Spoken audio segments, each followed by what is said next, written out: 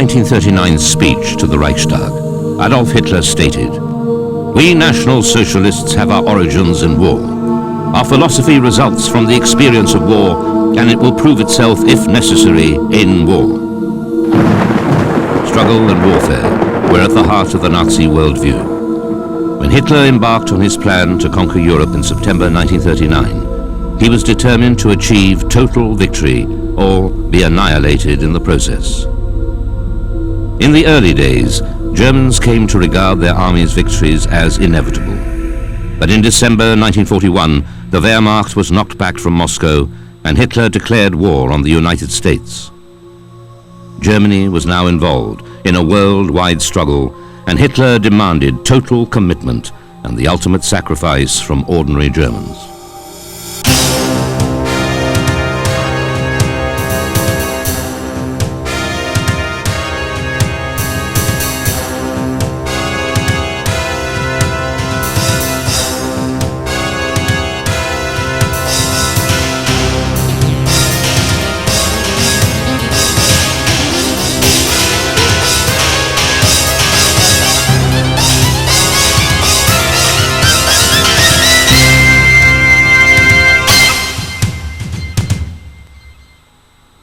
The term total war was coined by Field Marshal Erich von Ludendorff in his book Der totale Krieg.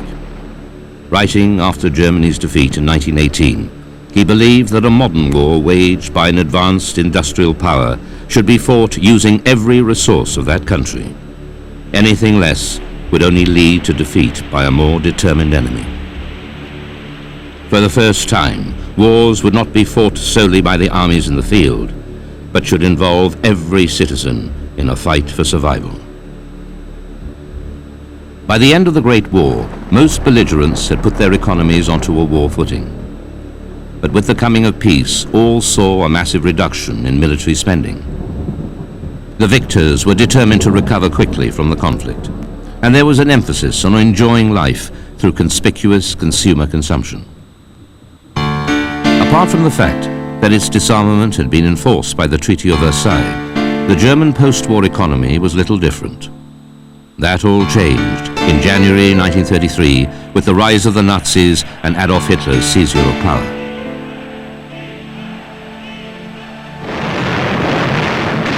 Hitler believed in total war. He knew that mankind inhabited an arena of perpetual struggle where only the fittest survived, a personal philosophy which had crystallized in the trenches. He was determined that Germany would in the long run prevail over her enemies. But to do so, the country needed extra territory and resources. These could only be gained at the expense of another European power, most likely by force of arms. As a result, from the beginning of his rule, Hitler began to mobilize Germany for war. A general European conflict he knew was coming. Of course, the Führer could not openly admit this to the world, or even to his own people. He claimed only to be rearming in the interests of protecting Germany's sovereignty. Hitler was never more popular with his people than on the eve of the Second World War. Before him, Germans had known collective humiliation, economic depression, and an absence of hope. But Hitler had given employment and full stomachs to ordinary Germans, and with better conditions they had regained their self-respect. At the same time, the German people were not prepared for another life-or-death struggle. The memory of the Great War was too fresh. So Hitler took the biggest gamble of his life. First, he concocted a justification for the invasion of Poland. He accused the Poles of aggression, claiming that by attacking, Germany was only protecting herself. In this way, he hoped to win public opinion at home to his side. Second, he relied on the Wehrmacht to provide a short, victorious war. The German economy, all evidence to the contrary, was in poor shape. Germany had been hit harder than anyone else by the Depression, and memories of the hyperinflation of the 1920s loomed large. Germany's massive arms expansion had to a degree mortgaged the future recovery of the economy. By quickly seizing the resources of his neighbors, Hitler hoped to balance the books. If the Wehrmacht did not succeed in a very short time, however, the German economy would soon become bankrupt. Because Germany was not self-sustaining in many raw materials, prolonged warfare and alienation of her former trading partners would bring her industry and armies to a standstill. Hitler also believed that he had to win before the effects of war became too noticeable to the German population. He did not think that they would support him through more bad times. Certainly the Nazis had reason to fear for the popularity of the regime, but although strict consumptive laws were passed almost immediately, the German people chose not to notice. The army was delivering a string of victories, and Germans relished the change in their fortunes. They were the masters now. Hitler often overestimated his strengths as Supreme Commander. His fatal move was to invade Russia in the summer of 1941 without having brought Great Britain to terms. He was now committed to a two-front war. The initial overwhelming victories in Russia seemed to vindicate the Führer's boldness. But when the Wehrmacht ground to a frozen halt in front of Moscow in December 1941, Hitler should have realized that he was entering the end game. But peace was never an option for the Nazis. The ideology that had brought them control of Europe was the same one that would doom them. How were the Nazis going to maintain public support after the reverses began and victory no longer seemed possible?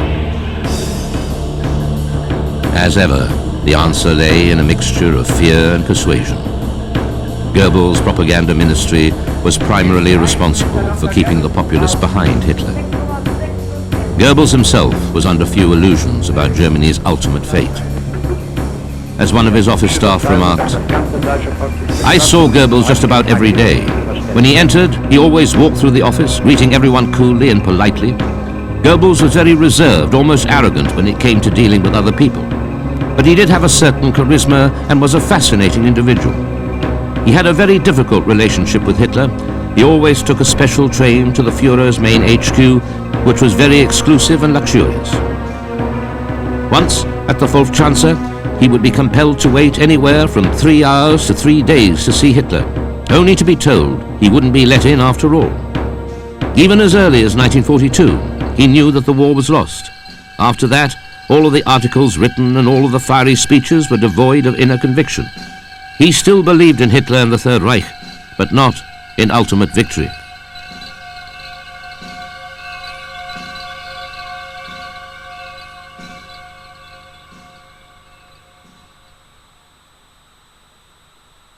The reality of war soon began to bite.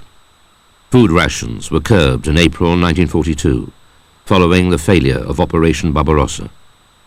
The effect on German morale was profound, although Hitler chose to ignore the most pessimistic reports.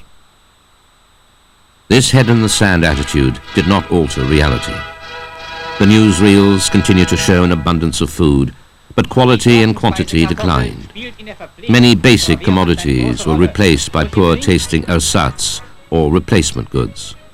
There was no butter, only margarine. And for bulk and carbohydrates, the people were exhorted to do ever more interesting things with potatoes. The best was reserved for the frontline troops, who were given plenty of meat, real coffee, and all the cigarettes they could smoke. Meanwhile, the people at home were encouraged to be thrifty, recycling as much as possible to avoid waste. Because they could not defeat the Red Army quickly, the Wehrmacht was woefully ill-prepared for the Russian winter. As temperatures dropped on the Eastern Front, civilians were encouraged to send warm clothing to the troops. It was already too late for many. While most Germans continued to support the Führer, the party was another matter. Public opinion turned sharply against the blatant excesses of some of the more notorious consumers in the Nazi hierarchy. The opulent lifestyles of Hermann Göring and Reich Labour leader Robert Ley provided particularly easy targets. This conspicuous consumption was in marked contrast to the ideology of Volksgemeinschaft, or One Nation National Socialism, to which the party still paid lip service. The situation improved temporarily in the late summer of 1942, with vast new territories coming under the jackboot. Rations were increased and extra food made available for those areas of the Reich most seriously hit by Allied bombing raids. But it was going to be difficult to maintain the illusion of impending victory. Goebbels summed up the propaganda emanating from Army High Command. First year, we are victorious. Second year, we will be victorious. Third year, we must be victorious. Fourth year, we cannot be defeated. Official propaganda was no longer believed. To get a true picture of the war, people relied increasingly on letters from the front, on reports from soldiers on leave, on rumors, and on enemy broadcasts. The turning point came in the winter of 1942-43, when the Allies declared that the war would only end with the unconditional surrender of Germany. This unshakable stance was a gift to the Nazis, who used Allied intransigence to bind the people ever closer to the Reich. But news from the front was getting worse. The reverses at El Alamein and the retreat of the Afrika Korps were quickly followed by the annihilation of the German 6th Army at Stalingrad. Germany was bleeding to death. From January 1943, the army in the east was losing 150,000 men per month, and only 65,000 replacements per month could be found. Hitler ordered Fritz Sauckel to find ways to strengthen the field army. This he did by calling up many of those previously excused military service, and by closing down inessential civilian services. To increase numbers, the next draft of teenagers was called up earlier. Wherever possible, men were to leave the workplace and take up arms. Their places would be taken by women. This struck at one of the fundamental tenets of National Socialism, that a woman's place was in the kitchen, the bed, or the nursery. But necessity smashes many cherished beliefs, and by the end of the war, there was a higher proportion of women in the German workforce than in any other country on earth. Sauckel called for the total mobilization of the people to war, and for the extinction of the difference between the fighting and home fronts. A divided, class-ridden society was to become an harmonious community through the common struggle. The ideological aims of National Socialism would thus be realized in total war. Propaganda was the key. People had to accept the deprivations inherent in mobilizing for total war. Goebbels insisted that all propaganda should be under his control. Competing party, diplomatic and military propaganda bodies must be absorbed. Only the propaganda ministry would provide the one true voice of National Socialism. Goebbels opened his campaign with a speech at Berlin Sportspalast on the 18th of February 1943. It was to become famous as the Total War Speech. He took 2 weeks to prepare the text, which was based upon a detailed assessment of public opinion undertaken by the SS Security Service. Goebbels described its tone as one of optimistic realism. He claimed that the German people, who had been raised, trained and disciplined by National Socialism, could face the truth. He admitted that the leadership had seriously underestimated the strength of the opposing Soviet forces, a strength which arose from a mixture of terroristic jewelry and the stupid toughness of the Russian race. The Soviet people might be degenerate, moronic and lacking in culture, but there were more than 200 million of them, terrorized into subjection by the GPU and excellently equipped as a result of 25 years of social misery and suffering. Goebbels' vision struck fear into the hearts of good German folk. They were told that the onslaught of a latter-day Mongol horde racing across the steppes in modern tanks threatened to destroy Western civilization. It was a far cry from Hitler's proclamation in 1941 that Soviet society was rotten to the core and that one only had to kick in the front door for the whole creaking edifice to come tumbling down. Goebbels knew from security reports that most Germans felt that the war was lost.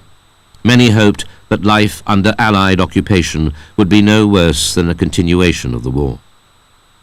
To counteract this defeatism, he warned that the Wehrmacht and the SS had found it necessary to execute the ruling elite in Poland and occupied Russia.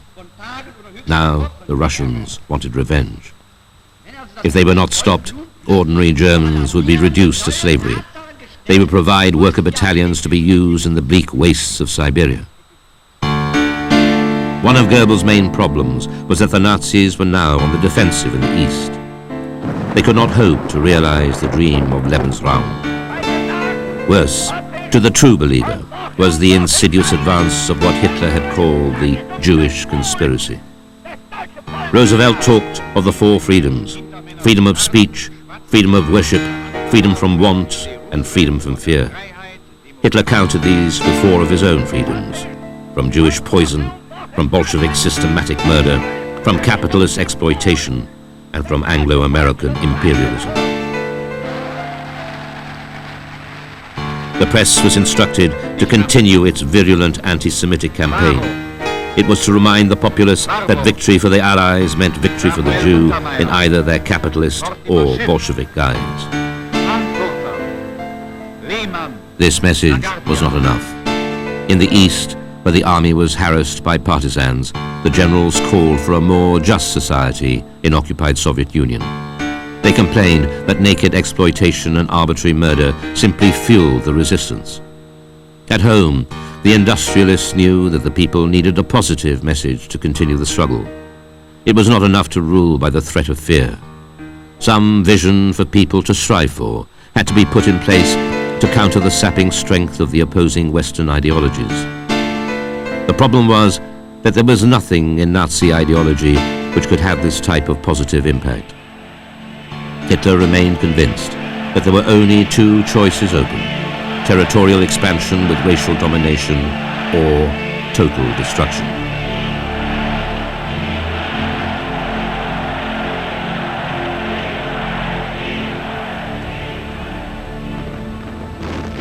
The German armies finally lost the strategic initiative in the summer of 1943.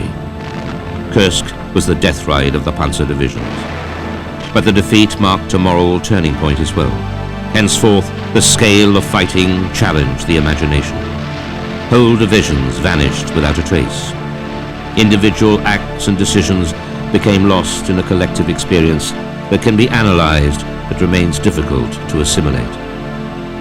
After Stalingrad, the Germans simply could not match Russian numbers and material. But the men of the Wehrmacht developed a Gemeinschaft, a community spirit, which had one rallying cry: keep the Russians out.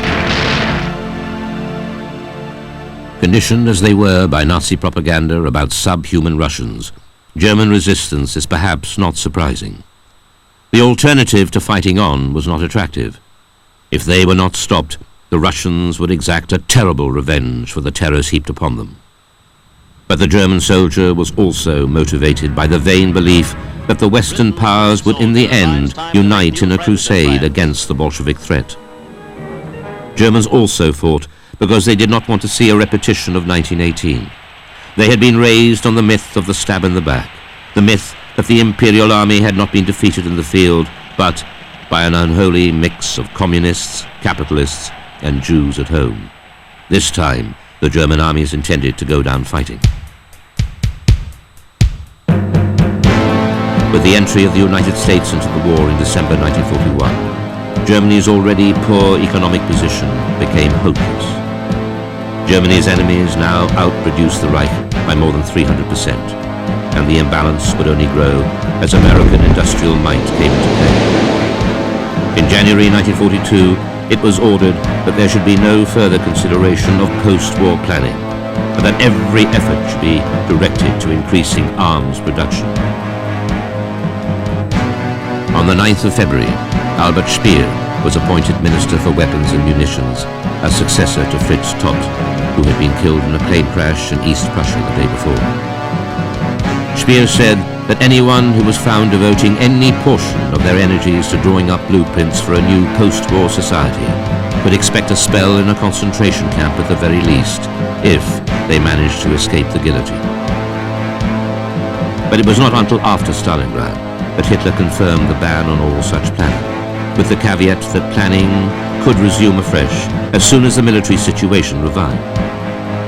To Speer's increasing fury, the leaders of industry continued to plan for the post-war world. They carried on producing consumer goods, having bribed the right Nazi officials.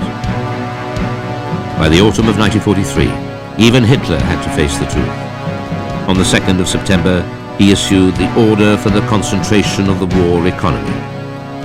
Speer's powers were given official sanction. The Reich Minister for Armaments and War Production was now made responsible for raw materials and industrial production.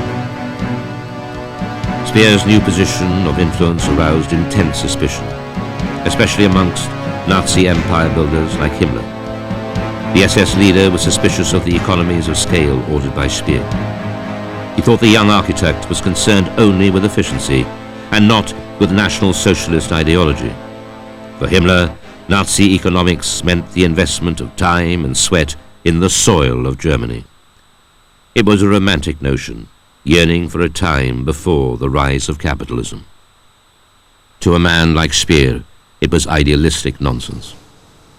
Even if Hitler was more prone to listen to ideological raving rather than common sense, Speer was efficient and ruthless and turned the economy around as Germany strove in some small part to overhaul the massive lead that the Allies had in production. Speer gave industry and its technical experts a greater share of responsibility for weapon design and development. A munitions committee was set up which not only tightened links with factory managements but also forced the Wehrmacht to order material from the most efficient firms.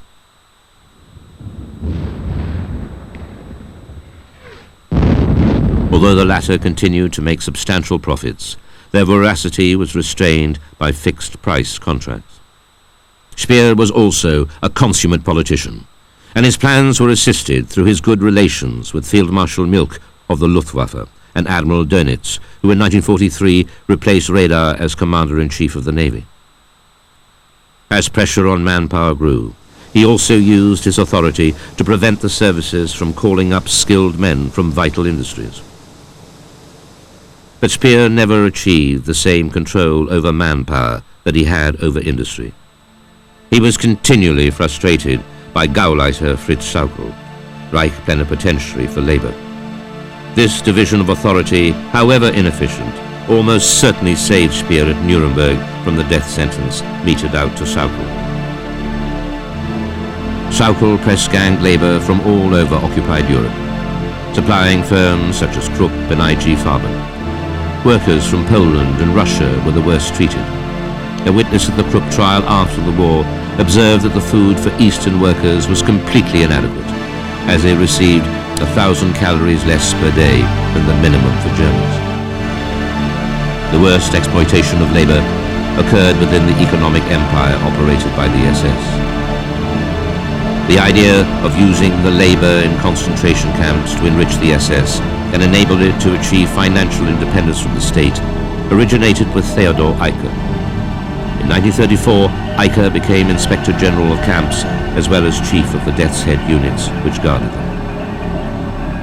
The use of slave labor changed German society fundamentally. Previously, it had been a country whose government preached the values of racism, and now it was a country which benefited directly from racism. Within Germany, about 30% of the workforce was foreign forced labor, POWs, or even concentration camp inmates who were considered to be expendable. Many Germans liked the idea of slave labor. Having a huge class of people who were, by definition, inferior to the lowest German was plainly of benefit. At the very least, it enabled Germans to feel that they were superior and that the Nazi propaganda was correct. They were a master race. The lowly German worker could become a foreman. The housewife could have servants. Society had changed in a profoundly racist way. These same Germans who had benefited from the exploitation of other humans feared what life would be like once the slaves had regained their freedom. Anyone who benefits from a crime seeks to avoid the moment of reckoning.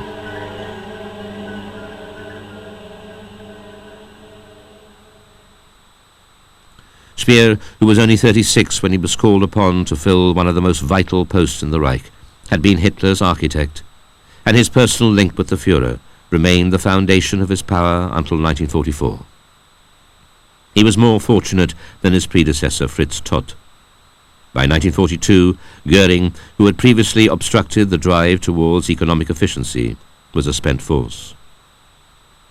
But Speer had to contend with the growing hostility of Himmler, Bormann, and most of the Gauleiters, who, as Reich Defense Commissioners, were well placed to set regional and party interests against the national need for efficiency and austerity.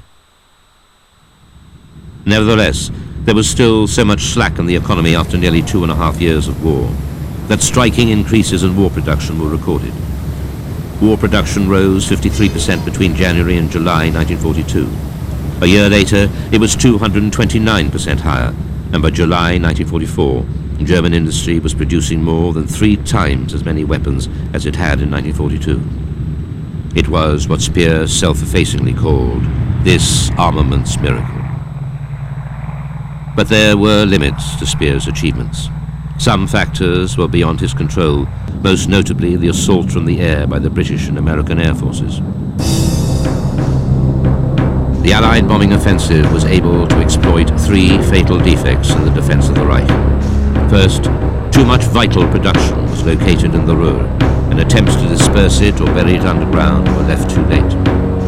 Second, Hitler and Goering were determined to trade atrocity for atrocity. Until early in 1944, they insisted on maintaining bomber production, long after Speer and Milch had been pleading on military and economic grounds for concentration on fighters. Third, Hitler's misplaced expectation of a short war led to the neglect of long-term research, which was not reversed until February 1941. Potentially war-winning innovations such as jet-propelled fighters and long-range missiles came too late to make a difference. In spite of these errors, and in the face of more than 1 million tons of Allied bombs dropped in 1943 alone, war production in Germany continued to rise steeply until mid-1944. The increase in production was partly due to a switch to mass production of standardized weapons, instead of an attempt to maintain the qualitative superiority on which Hitler had earlier insisted. An authoritative view expressed after post-war research was that until the last 6 months of the war, the German army was never critically short of weapons or shells. On the other hand, when the US 8th Air Force concentrated on German oil production after May 1944, it soon reduced the mobility of the Wehrmacht.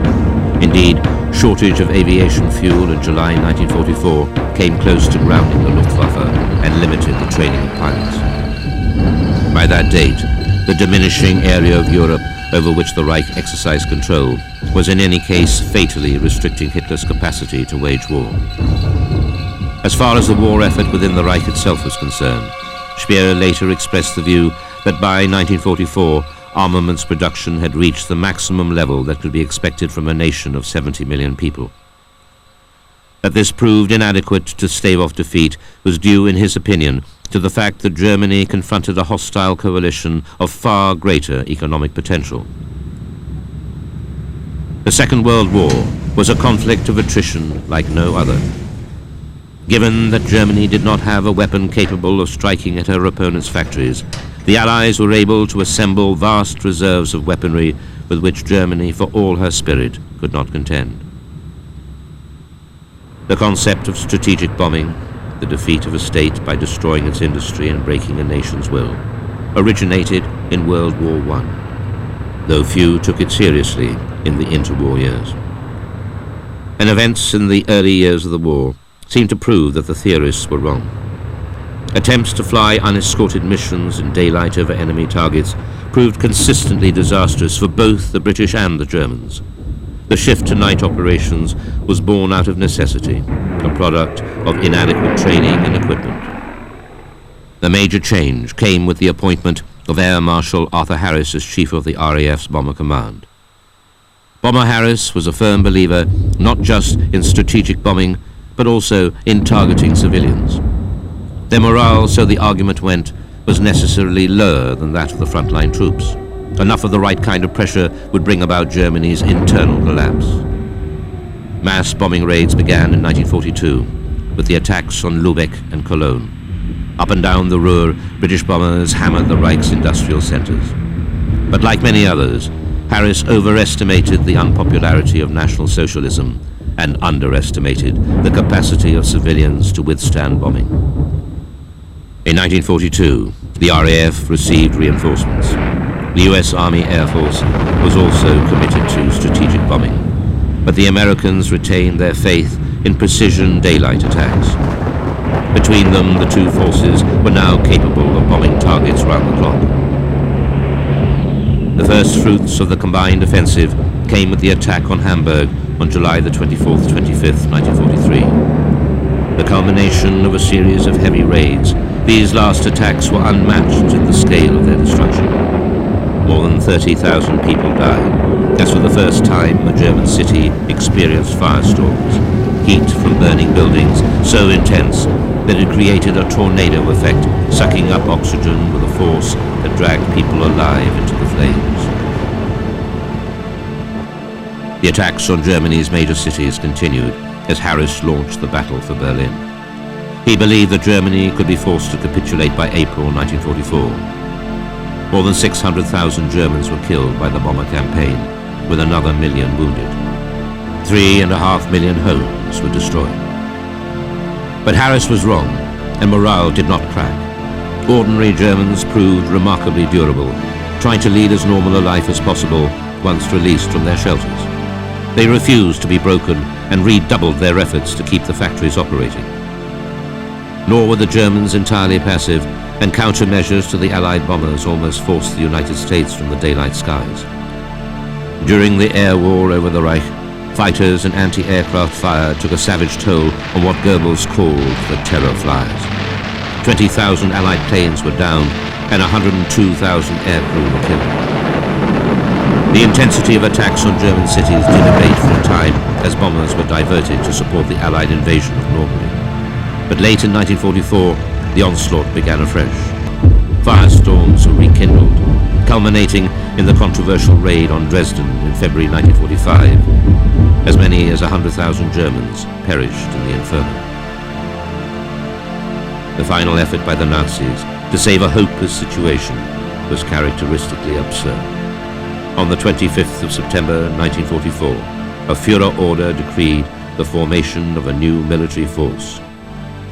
Called the Volkssturm, People's Storm, it was designed as an instrument of the Nazi Party, untouched by the aristocratic and conservative ideology of the officer corps.